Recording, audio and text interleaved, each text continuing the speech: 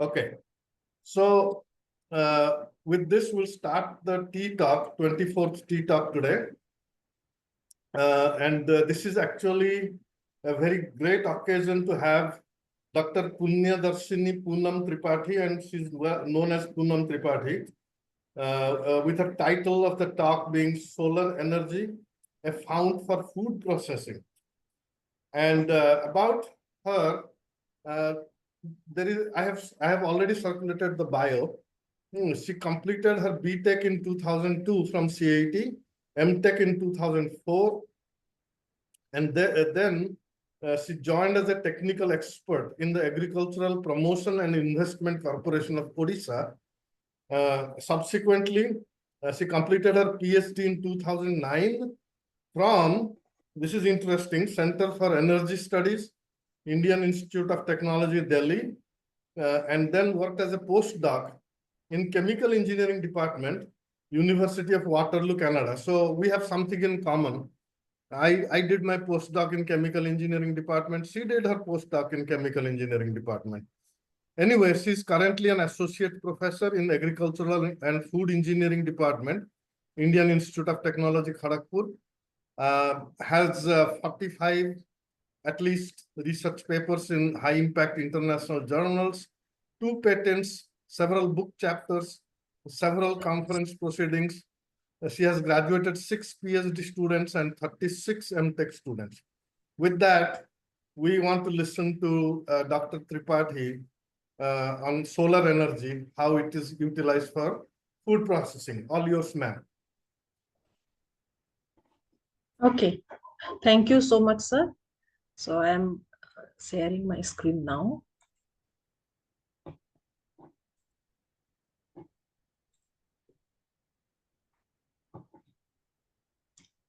Is my screen visible to all of you? Yes. Okay, thank you. So very good evening and also good morning to and all present over here from different parts of our country and world, as I can say better. So thank you so much for giving an opportunity to present in the tea talk. And my presentation title is Solar Energy Found for Food Processing. Can you make it into slide show mode, please? Sure, yeah. I'm doing it. Yes, now. Yes, it is good. Okay. So before going directly to my talk, I would like to give some idea about my major research areas, because I am currently, as Sarah mentioned, working as associate professor in the Agricultural and Food Engineering Department with my specialization in food process engineering. So my major research areas are broadly on solar energy utilization in food processing, heat and mass transfer analysis, food process modeling and simulation, carbon dioxide capture and mitigation, baking technology, 3D food printing.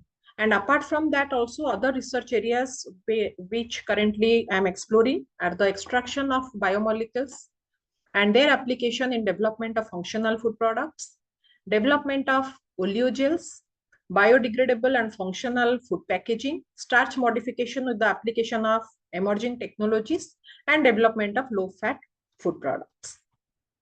So coming to the upsurges in food processing through the clean energy approach, so it is very well estimated by the Food and Agricultural Organization of the UN that around 149 million children are stunted and around 821.6 million people are suffering from chronic undernourishment.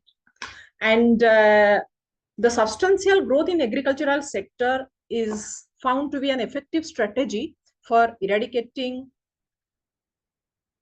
hunger and achieving the food security. Now, all of us know that energy is inevitable in different stages of the agri-food supply chain, starting from food production in terms of crop production, livestock and fish production, their processing, post-harvest storage, transportation, distribution, and till the preparation and cooking of the food materials until it reaches the consumer's table. And in all these stages of food processing, so we found that there are direct and indirect forms of energy that are involved. So direct forms of energy are in the form of electricity, fuel, energy, and mechanical power, whereas indirect forms of energy are basically in the form of farm implements, fertilizers, or pesticides.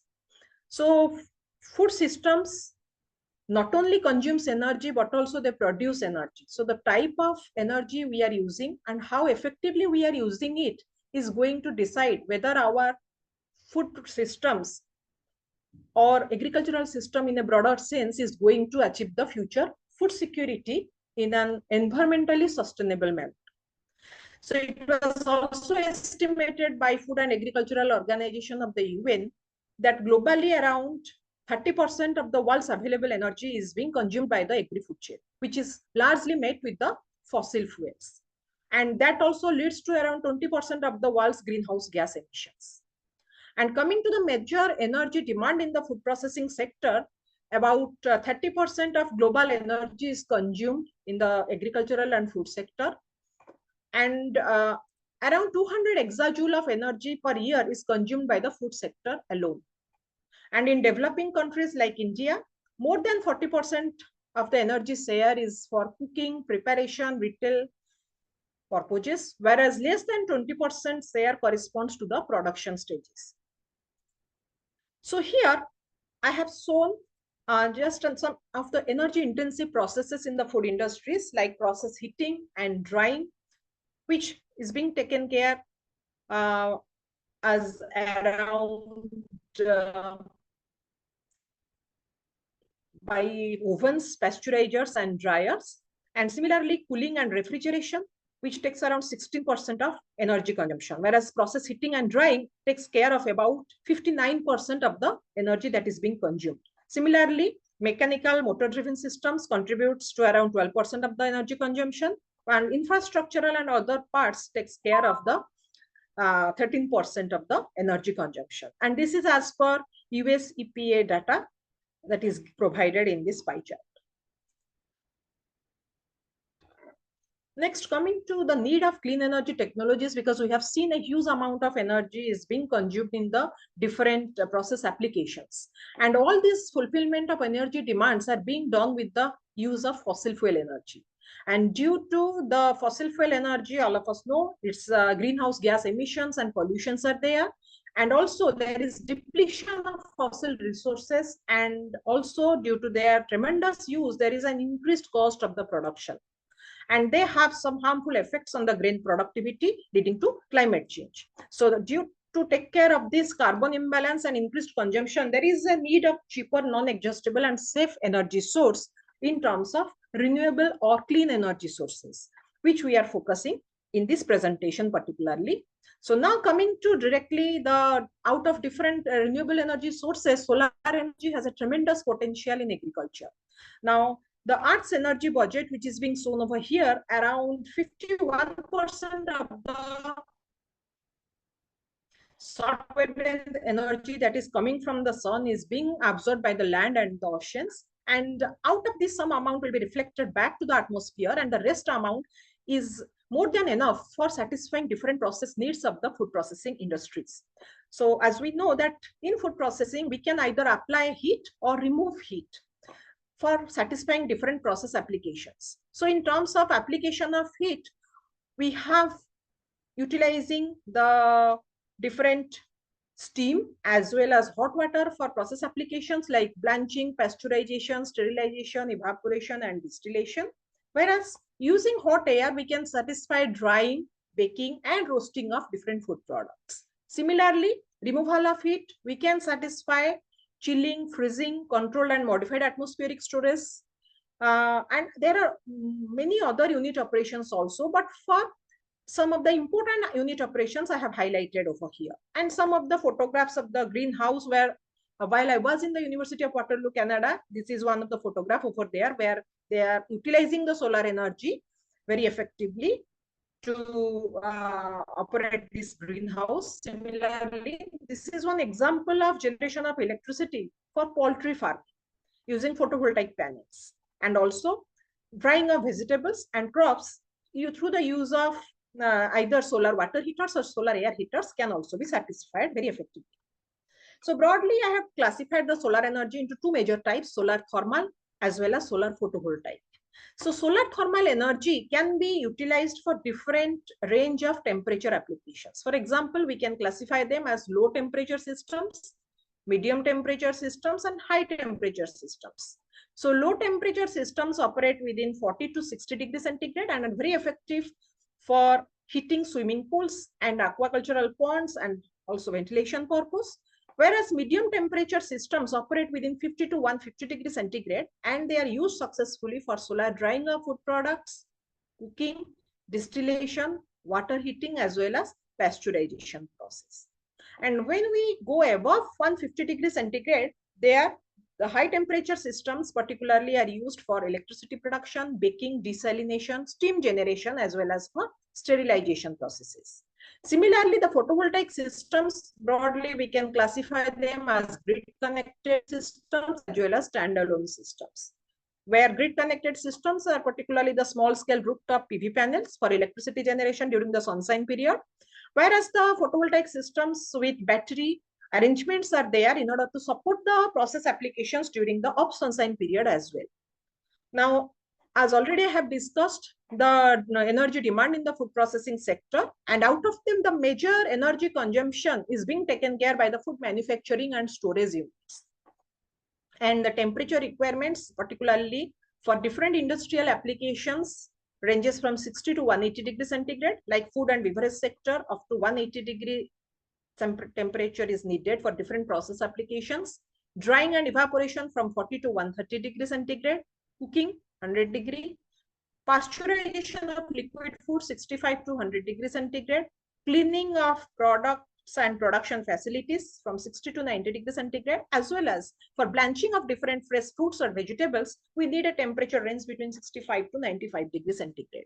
And all this maximum, out of all these temperature ranges, most of the temperature applications are within the medium range applications, as I have already shown over here, 50 to 150 degrees centigrade. And in that regard, the effectiveness of solar energy is very, very important in case of handling the different food processing operations. So broadly, we can classify as direct conversion in terms of solar photovoltaic systems and solar thermal conversions, where we are broadly classifying them as non-concentrating collectors as well as concentrators. And non-concentrating collectors are again classified as flat plate collectors and evacuated tube collectors, which are successfully able to bring the temperature up to 150 degrees centigrade. Whereas for steam generation and high temperature applications, we go for concentrators in terms of Fresnel and parabolic trough collectors, or concentrators, better we can say. Now, focusing on the non-concentrating solar collectors, broadly they can be classified as solar water heaters and solar air heaters. And these flat plate solar collectors basically are rectangular shaped box where particularly flat absorbing metallic plate is there. You can see over here the black color absorber plate is there on which the short wavelength solar radiation falls onto it and it is getting absorbed by the absorber plate. And beneath the absorber plate, we have the insulation in order to prevent any heat loss from the whole system. And there is some air gap between the absorber plate and the top glass in which either water or air flows from one end to the other end of the collector. And here from the inlet point to the outlet point, once solar radiation is being absorbed by the absorber plate, and these are the tubes that are provided across the bank length of the collector so that water is flowing from one end to the other end. And during its passage, the water gets heated off. And one more thing in air heaters, instead of these tubes, we have simply this space is provided where air has to travel across the length of the collector for getting heated off. And this whole unit is being enclosed from outside with some weather-tight containers to prevent it from adverse weather conditions. And these flat plate collectors are very suitable for low temperature applications like drying of different fresh foods, vegetables, milk pasteurization, and paddy parboiling as well for hot water systems. Using the hot water systems, we can satisfy the parboiling systems as well as the milk pasteurization itself. Now coming to the design of these flat plate collectors, because in all of the solar processing devices, whether it may be a solar dryer or concentrator, the very important aspect is to design the heat exchanger part. So in case of solar flat plate collectors, these flat plate collectors are very important heat exchanger in case of solar drying systems. Because in this presentation, I am going to give a broad outline about the different types of solar drying systems and their utilities, already whatever we have researched in IIT Kharagpur.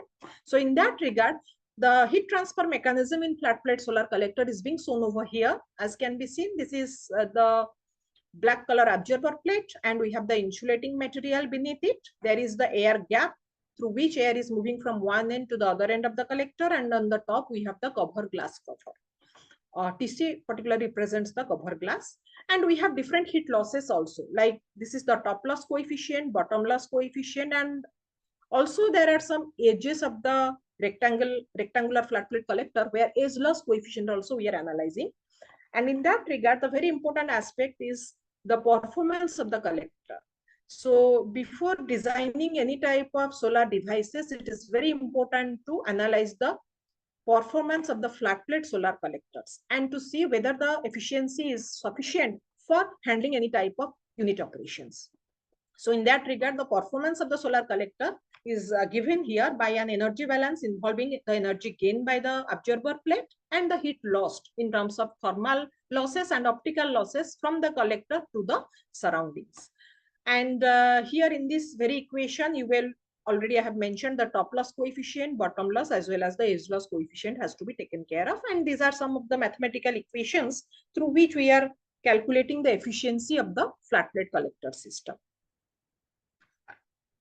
Now, these are the different types of solar dryers, particularly that are being developed at IIT Kharagpur. So coming to the evolution of the solar dryers, as you can see, the three common designs of solar dryers are first in terms of direct type, indirect type, and mixed mode type solar dryers. And here we are using the flat plate collectors because these are the flat plate collectors which is connected to a drying chamber. And in the drying chamber, we have the required number of trays where food materials are placed for drying applications. And it was observed that these dryers are very effective in drying various types of agricultural commodities, starting from fresh fruits, vegetables, herbs, spices. However, they have certain limitations because these dryers cannot operate during the night hours.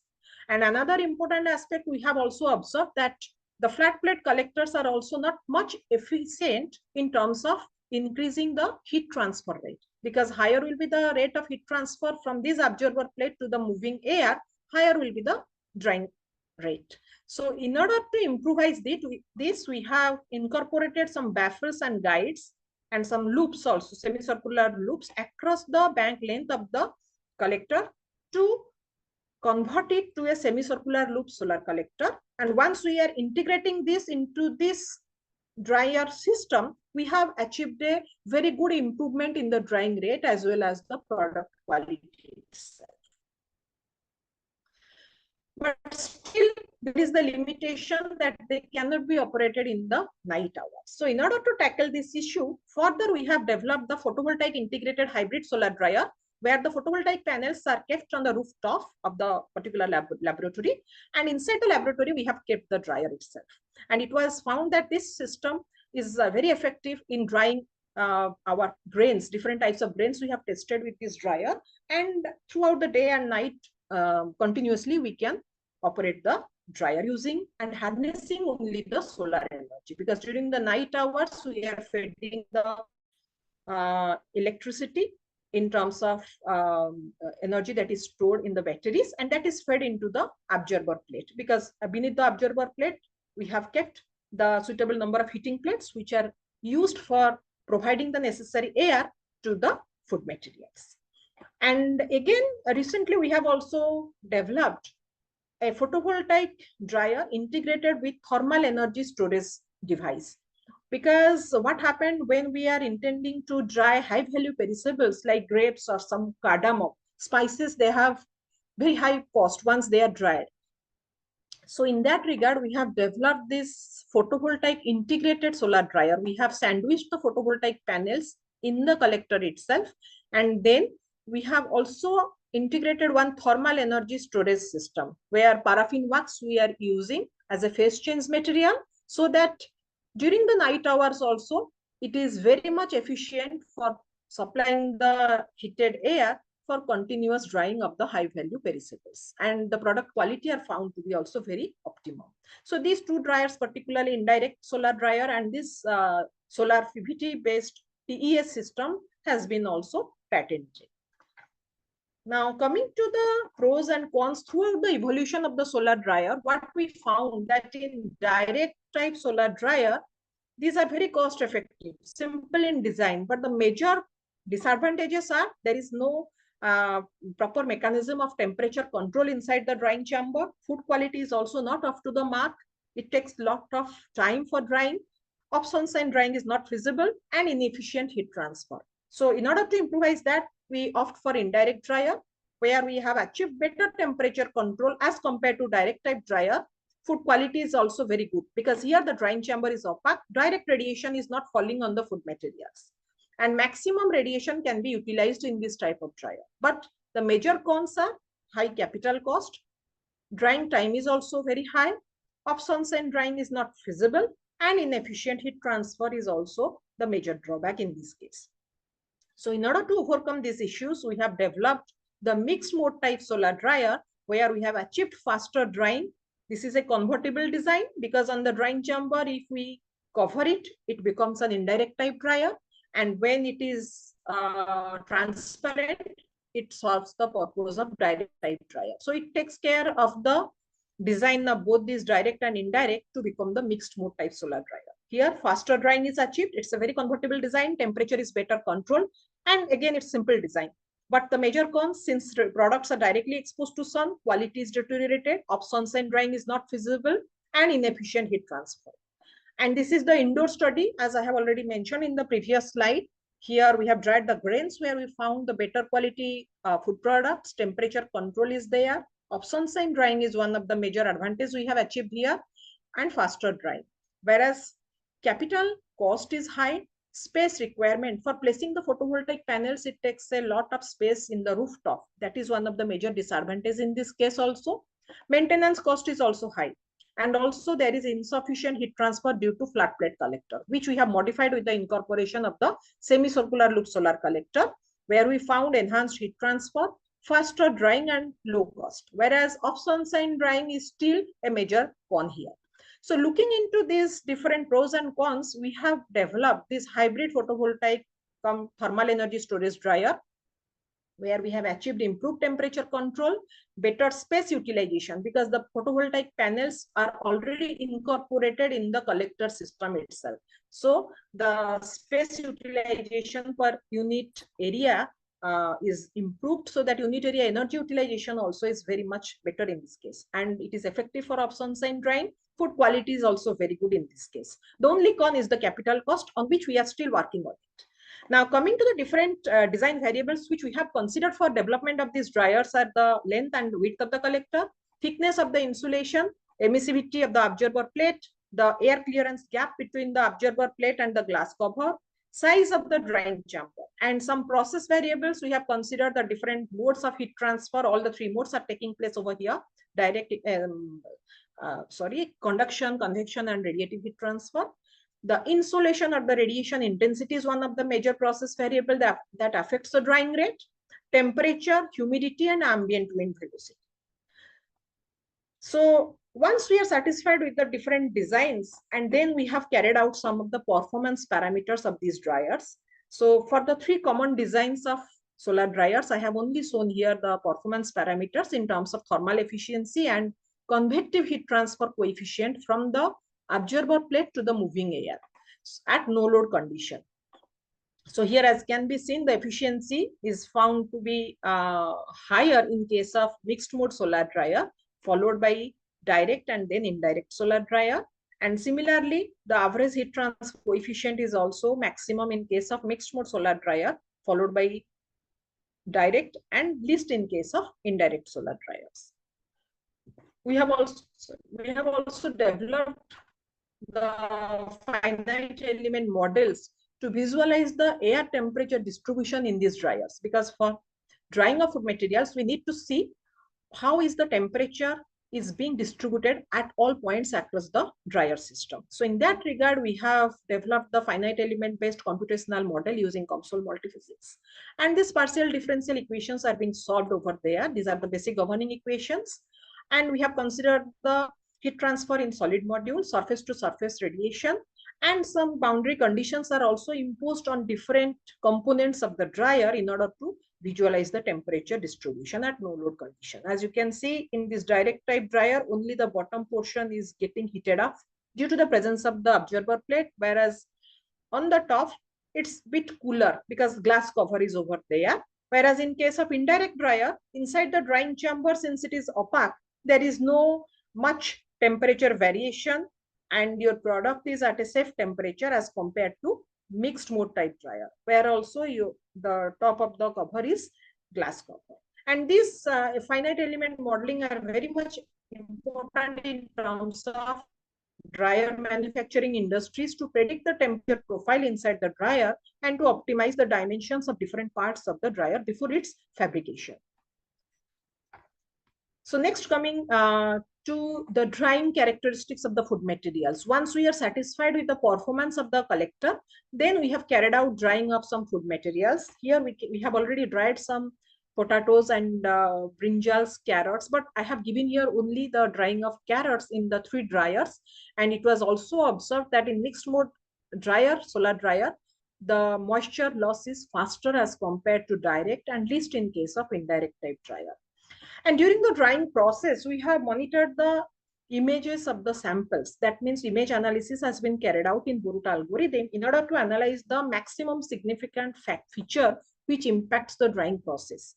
And out of the different significant features like color, texture, and morphology, we observed that the area per unit volume, particularly the shrinkage phenomenon, is predominant in case of drying process. And in that regard, we have also incorporated the shrinkage phenomenon in order to analyze the moisture diffusivity in case of pineapple drying process. Here also we have analyzed the drying rate and compared between the flat plate collector dryer and the semicircular loop collector dryer. And it was observed that the drying rate is faster in case of semicircular loop solar collector as compared to flat plate solar collector. Similarly, by incorporating the shrinkage phenomenon, it was observed that the moisture diffusivity gradually increases with a decrement in the moisture ratio when shrinkage was not taken into consideration. That includes that neglecting shrinkage phenomenon leads to the overestimation of the effective and the convective mass transfer values.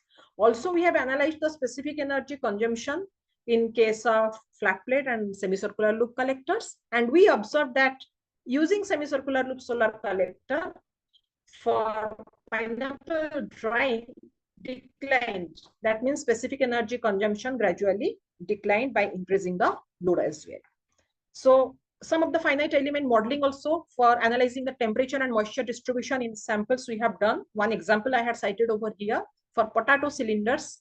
In the form of cylinders, we have dried the potatoes to make it some regular shape geometry. And we have applied the heat transfer and mass transfer governing and the boundary conditions.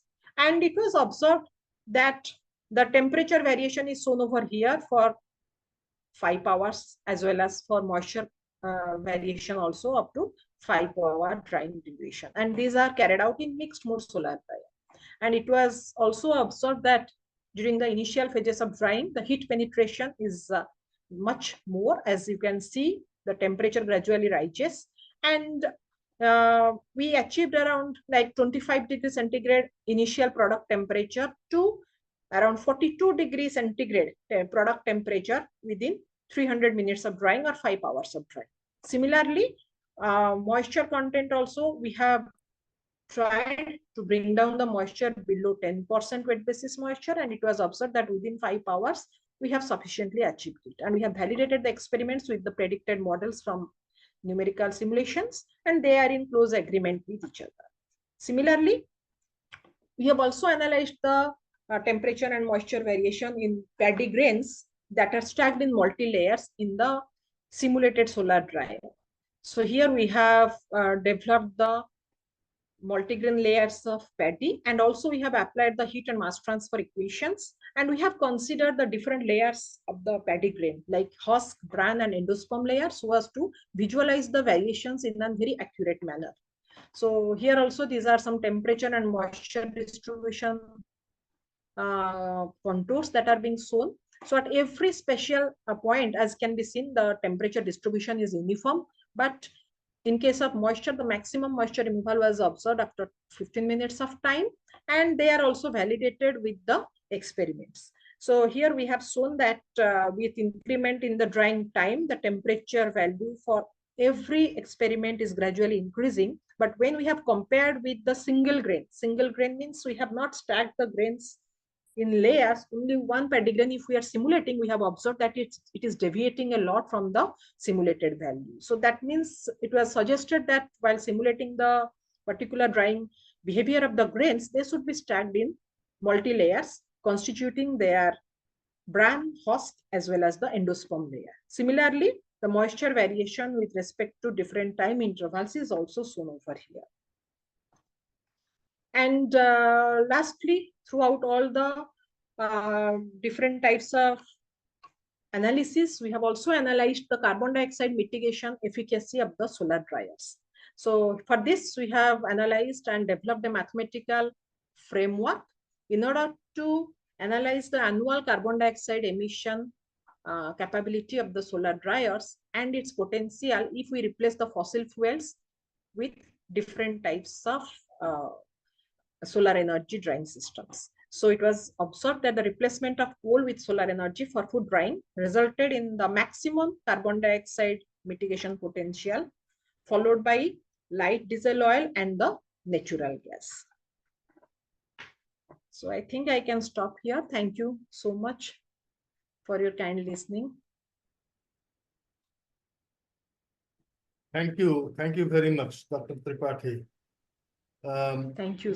You had a lot of things that you discussed, and I would request anybody to ask her a question or initiate a discussion. Please let us know. But this is very interesting talk. It's very interesting.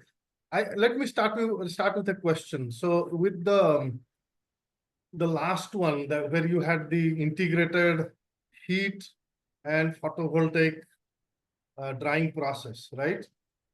Yes. You said you use some kind of a oil to store the heat. What is that paraffin oil? Wax. Paraffin Huh? wax. Paraffin wax. Okay. Paraffin wax. Have you tried alcohol? Not yet.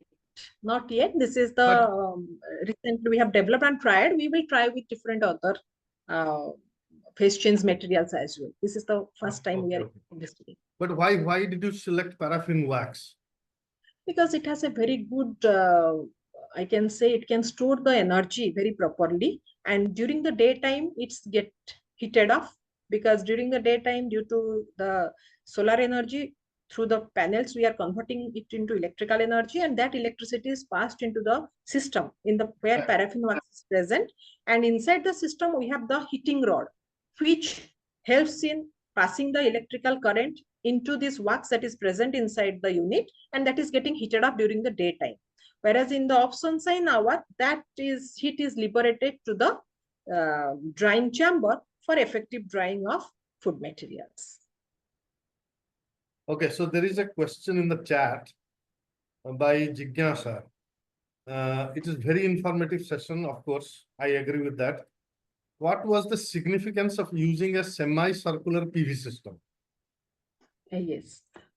So significance in the term I can say, because when we are drying the products with the flat plate collector, so flat plate collector means simply through computational modeling, we have observed that at the corners and sides of the collector, there is uneven temperature distribution, because air is moving from one end to the other end. So at the corners, air is not reaching properly. So there is cooling regions found and observed across the edges and the corners of the collectors.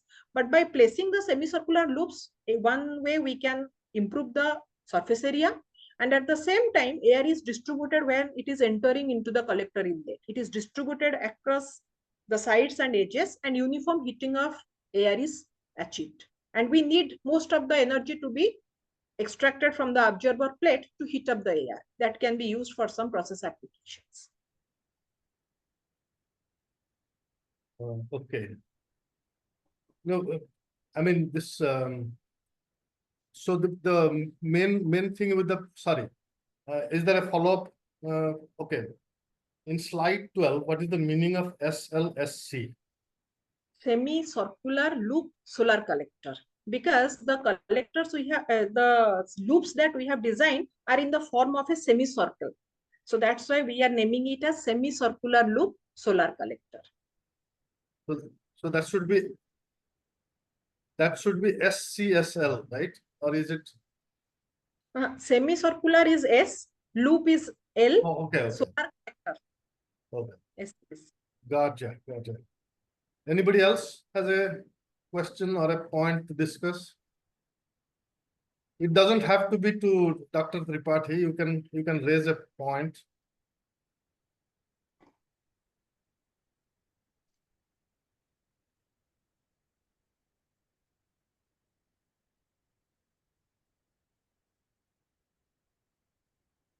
So this finite element modeling that you did, is it specific to?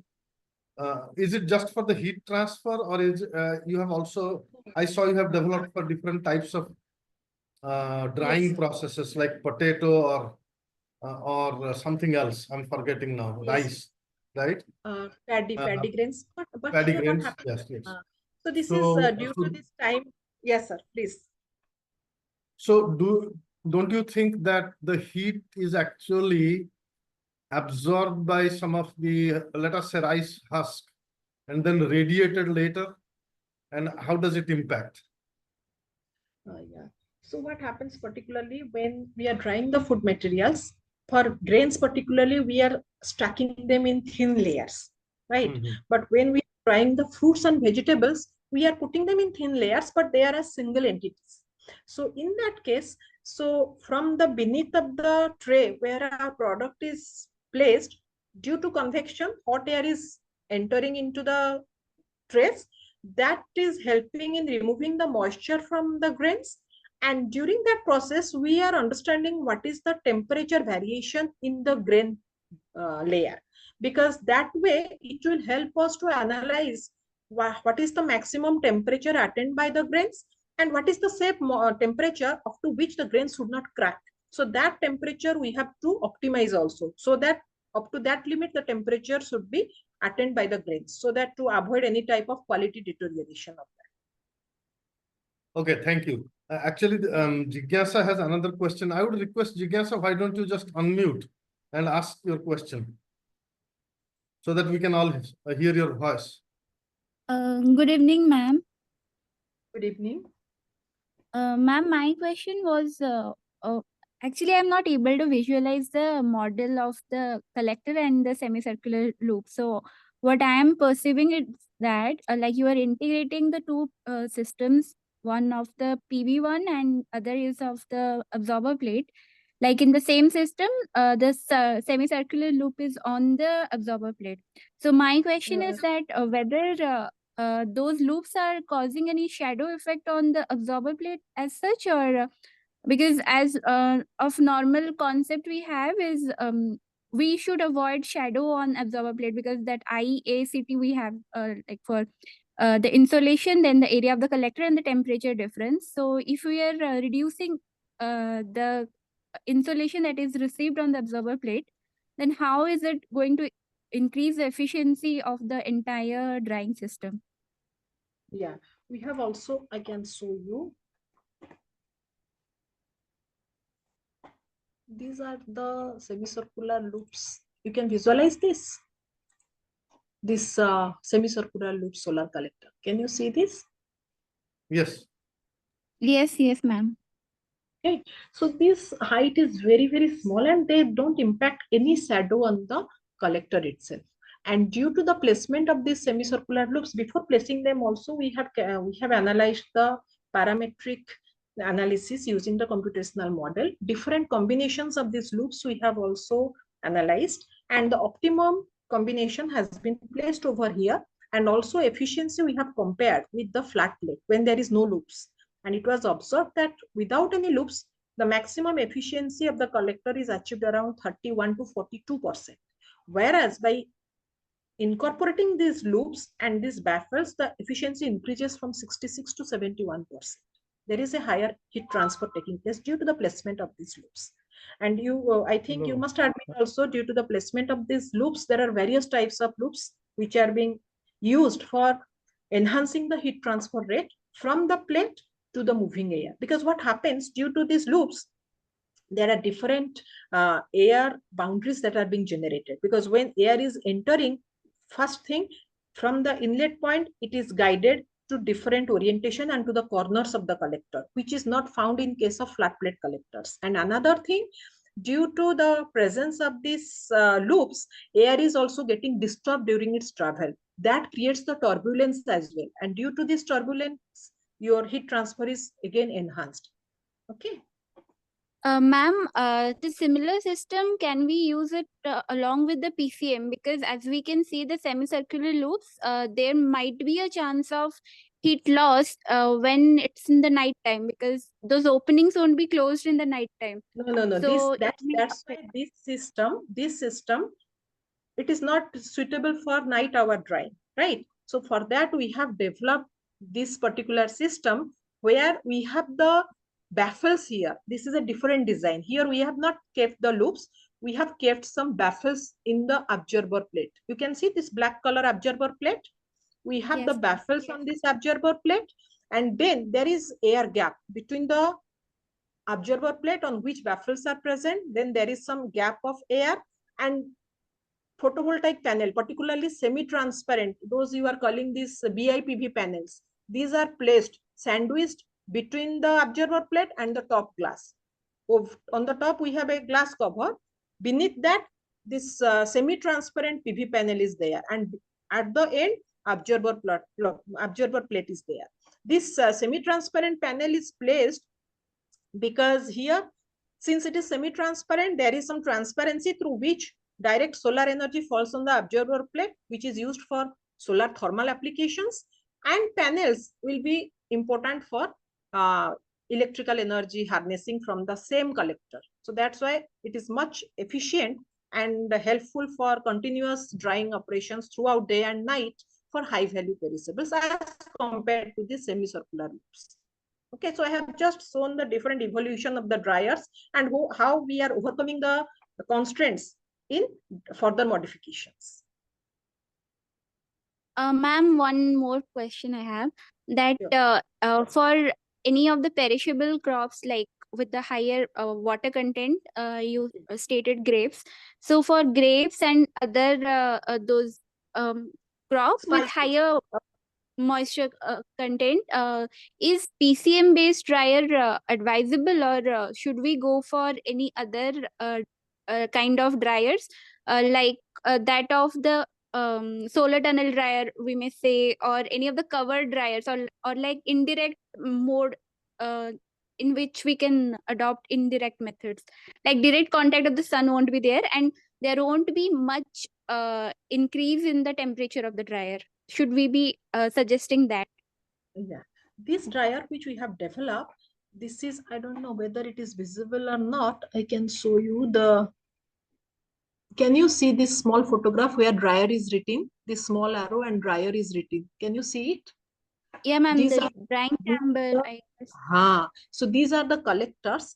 Collectors are a different unit. Okay, these are the basically the heat exchanger units of the solar drying systems. So from the collectors, our energy during the daytime is directly given to the solar drying chamber where our products are placed. And this drying chamber is totally enclosed. Direct radiation is not falling onto it.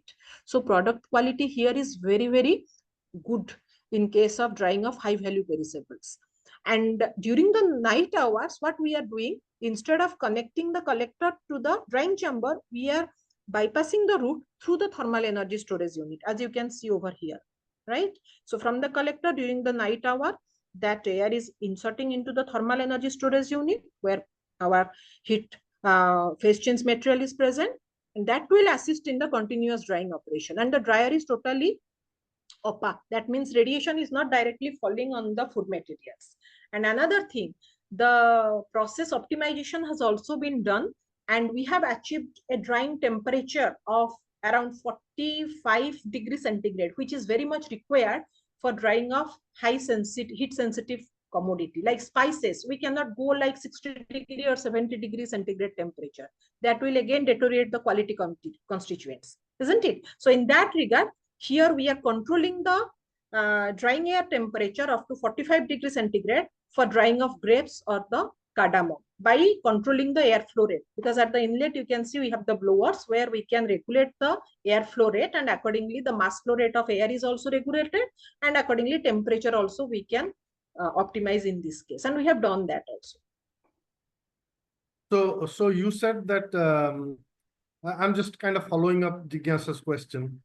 Sure. In the daytime, you are actually heating the paraffin wax, right? Yes, yes.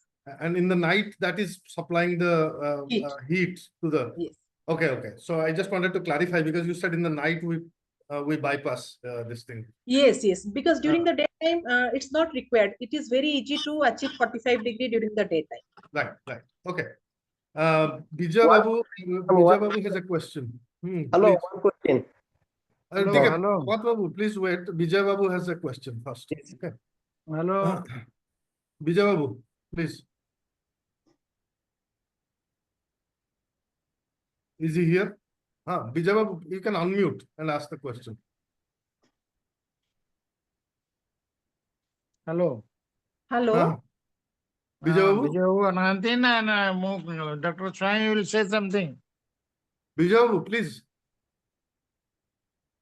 ତାଙ୍କ question ଟା ଆପଣ କହି ଦିଅନ୍ତୁ ଭାଇ ଆଚ୍ଛା ଠିକ ଅଛି ସେ So non mute how best the solar thermal energy can be used helping the rural suburban ladies in pickle, papad, buddy preparation in domestic level? Is any IIT planning to develop such small but useful dryers a common person can afford? Yes, sir. It is very true. We have also here supported some agri entrepreneurs in terms of small scale drying and of mango pickles, for preparation of mango pickles and drying of mangoes and different other food commodities also. We have successfully given them some of the small scale dryers, and for village level people, the material of construction can be easily available in the villages because the collector can be very well fabricated with the help of some woods, aluminium sheets and glass cover. So those can be fabricated very easily, and such type of dryers for rural people are very effective in terms of energy consumption as well as they can harness the clean energy effectively. So this type of dryers can be very effectively designed. It's not an issue. Ramachandra Pradhan has a question. sir Yeah. Please. yes sir am I audible sir Yes, you are. yeah Professor Punam Thank you. yeah a nice presentation actually I still I'm traveling and I stopped my car and I just listening to your lecture. I've seen so many dryers that you have developed personally also. I know that you work so many things on dryer. Just a query, actually, I got an opportunity to see some of the solar the system. You can say that solar driven storage house, like they have developed mainly Nuapada and Keunjhar and some other part of the Odisha. They are repeatedly asking me about that whatever the sample they are keeping. Suppose they are keeping tomatoes and some other commodity or local commodity. They are getting they are not working properly. The shelf life, whatever the shelf life they should get, they are not getting. So what may be the reason that I am searching? If you can help on that. They have developed the solar-driven storage units. No, that not they have developed. That installed by just I'm forgetting the company. That Okay. Delhi company, they have installed the storage house. So that one reason might be because if they are keeping the different commodities at a single place, then that may be one of the major problems, because different food commodities like tomatoes or brinjal or any other vegetables or fruits, they require different levels of temperature of storage as well as the relative humidity. And for Yeah. that, we need to categorize the different compartments with suitable RH and temperature monitoring systems. And I hope if that can be taken care of, then there will not be any issue in this regard. Okay. Yeah, I guess also. But they have a single compartment. For a single compressor, can we do the different compartment? Yeah, Because they have single compartment. Suppose 10 ton of capacity. So how to segregate that in a single using single compressor? That is what another problem. One thing is that how much capacity, as you have already mentioned, 10 ton, right? Yeah. 10 ton capacity, and only different commodities they are mixing all together. Yes. Isn't it? Mhm. Okay. So in that case, I think some design calculation is required to analyze the capacity of the compressors and how many number of compressors will be required to install, and accordingly separation of different compartments can be done so that RH and temperature monitoring systems can be helpful in regulating the perishability of the products for a long time. This is Gyanranjan. Actually, Jana, please. yeah. There are two more people before you. Okay. Just give us a second. Prabhat Babu, you are next. Okay, thank you. Whether your dryers are insulated by glass wool or other insulating material, and if other insulating material, what are those? Normally we are insulating with mineral wools or glass wools. Also some of the dryers we have insulated with, but other new designs we have insulated with the mineral wool insulation as well at the bottom and the edges of the collector as well as the drying chamber. Thank you. Satyanand sir, you are next. Hello. Sir, namaskar. Namaskar. Let me say good evening to you all and congratulations to Dr. P. Punam Tripathy for being in this tea talk. Actually, I joined late, very late, maybe after our talk was over, because today the annual function is on live, going on now at GIFT Autonomous. During this season, I have marked all the vegetables, their quality, taste has deteriorated. And I was feeling why such things. Earlier it was vegetables sold in the market in Bhubaneswar, other places are good. So as a food processing engineer, can you give some clarification to this? Hello. Yes, sir. Yes, sir. So am I audible? Yes. Yes, sure. Okay. So first of all, most of the food materials are highly perishable, having high moisture content. So in that regard, we have to attend for 2 or 3 important considerations, like during the harvesting period, immediately after the harvesting period, there is a glut in the market. So in that regard, we can install the solar dryers, which can be operated using the photovoltaic panels as well, and some phase change materials for backup heat supplementation in the farm itself, so that just immediately after drying, either we can process the food materials or dry the food materials. That is one aspect by which we can reduce their moisture content, and then we can store them in refrigerated conditions.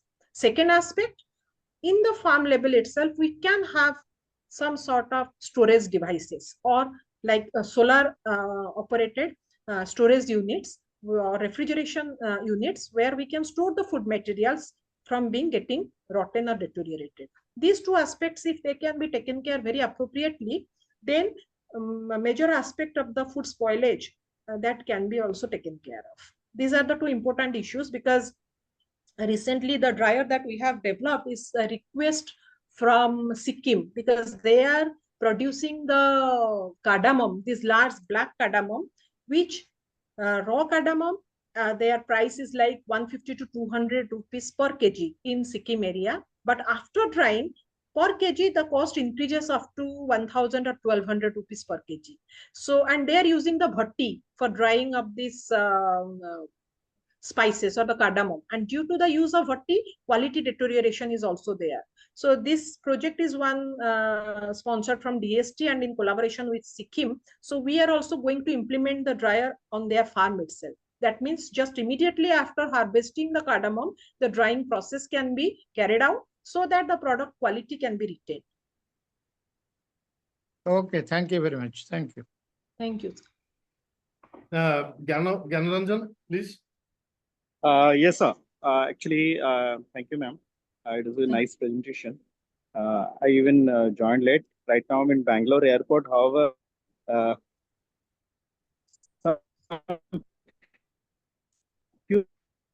Hello, sir. I am. We can't hear you, Gyana. We cannot hear you. Can you hear me now? Is it okay? Yes. Okay. Now, what I am telling is that, yes, of course, the temperature is one of the important factors. So one of the most important factors, what I have observed in industrial drying design is the RH, related acidity, that drives the drying process throughout the day. Yes. So if Sir Ramchandra sir asked that, no, even though there is a refrigerated solar type of storage structure, but the foods are getting deteriorated. It is only because we are not maintaining the, as Madam told, the RH. RH is the driving factor of any kind of a drying solution.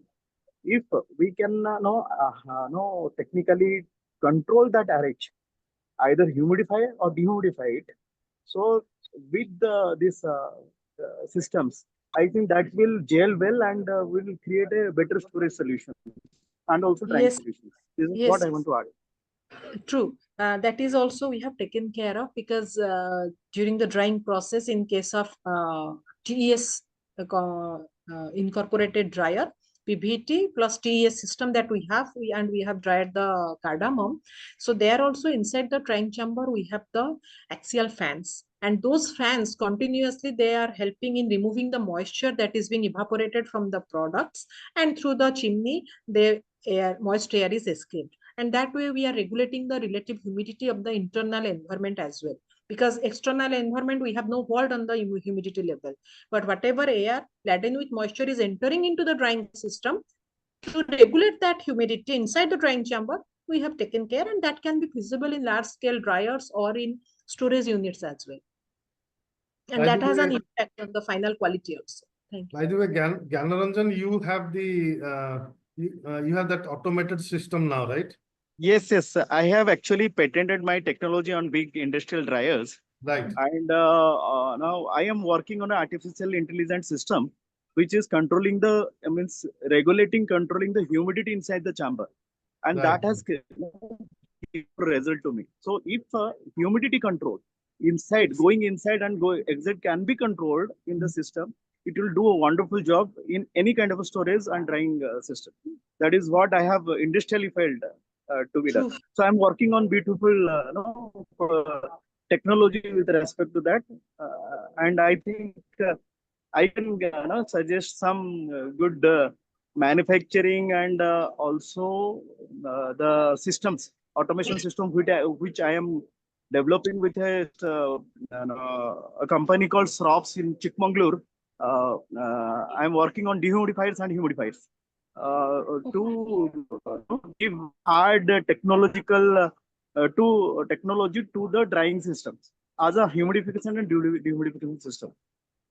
Sure, sir. So you have, Dr. Tripathi, you have a collaborator now. True. We can connect, sir. Thank you so much for giving the information. We can connect, sir. Yes. Yeah, that is what I want to tell, that I have an industrial backup and whole industry, big industry is there with me. So we can collaborate and create products. Definitely, sir. Thank you so much.